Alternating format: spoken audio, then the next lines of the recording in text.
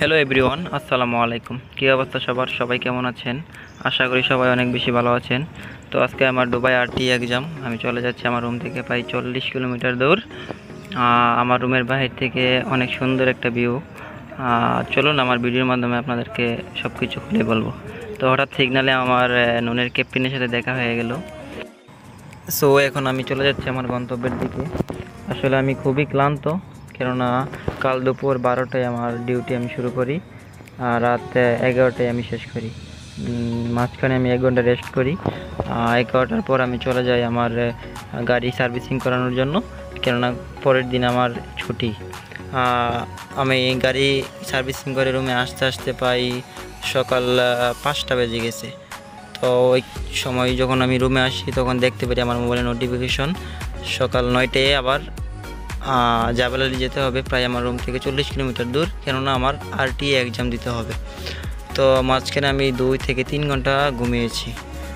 তো যাই হোক, আমি পুরো ভিডিওর মাধ্যমে আমি দেখাবো আপনাদের মাঝে কি কি হয়।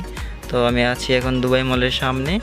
তো পুরো ভিডিও দেখতে থাকেন, আশা করি অনেক বেশি উপকৃত হবেন। আর এই যে গাড়িগুলো দেখতেছেন, এই গাড়িগুলো দেখলে আমি আসলে খুবই ভয় পাই, কেননা বাংলাদেশের ট্রাক আর এই গাড়িগুলো সেম। আর সামনে যে ট্যাক্সিটা দেখতে পেলেন, আর ট্যাক্সির ড্রাইভারগুলো মানুষ না, মানুষের জাত না। কেননা কোনো যাত্রী যদি হাত বাড়ায়, তারা ডানে দেখে না, বামে দেখে না, পিছিয়ে দেখে না, সিধা সামনে দাঁড়িয়ে যায়। তো আমি দেখতে পেলাম আমার গাড়িতে পেট্রোল নেই, এই জন্য আমি পেট্রোল ডালার জন্য কোনো এক পাম্পে চলে গেলাম। ওইখানে গিয়ে দেখি অনেক ট্রাফিক জ্যাম। আমি পিছিয়ে দাঁড়িয়ে গেলাম। এখানে রুলস রেগুলেশন মানতে হবে আপনাকে। পিছিয়ে আপনি আছেন পিছিয়েই।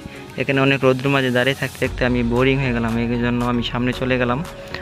ওইখানে গিয়ে দেখি সে কী করতেছে, পেট্রোল না ঢেলে গাড়ি ক্লিন করতেছে। এগুলো অ্যালাউড আছে, এই জন্য ওরা করতেছে। তো এখানেও আমি দাঁড়িয়ে থেকে পারলাম না, তাই জন্য সামনে চলে গেলাম। সামনে চলে গিয়ে ওকে আমি ডাকতে থাকলাম আমার পেট্রোল ডালার জন্য। ইমার্জেন্সি পেট্রোল ডালতে হবে, কারণ আমার টাইমিং ওইখানে চলে যেতে হবে।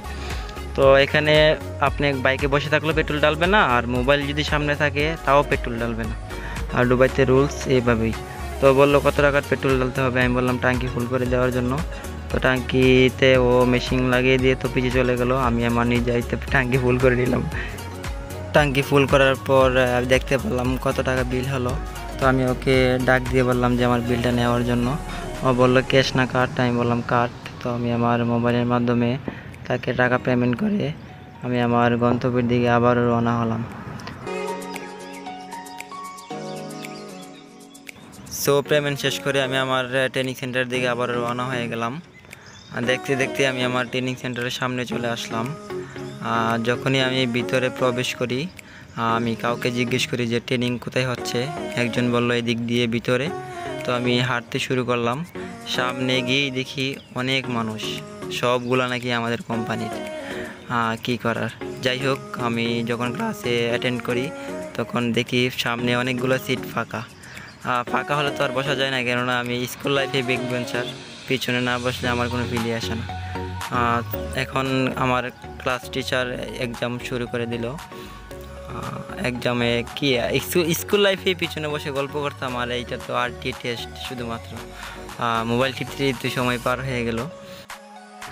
আর হঠাৎ প্রজেক্টরের মাধ্যমে আমাদের ক্লাস টিচার আমাদের দেখাচ্ছে গাড়ি চালানোর অবস্থায় মোবাইল ইউজ করা যাবে না, কারো ইমার্জেন্সি কল আসলে রিসিভ করা যাবে না।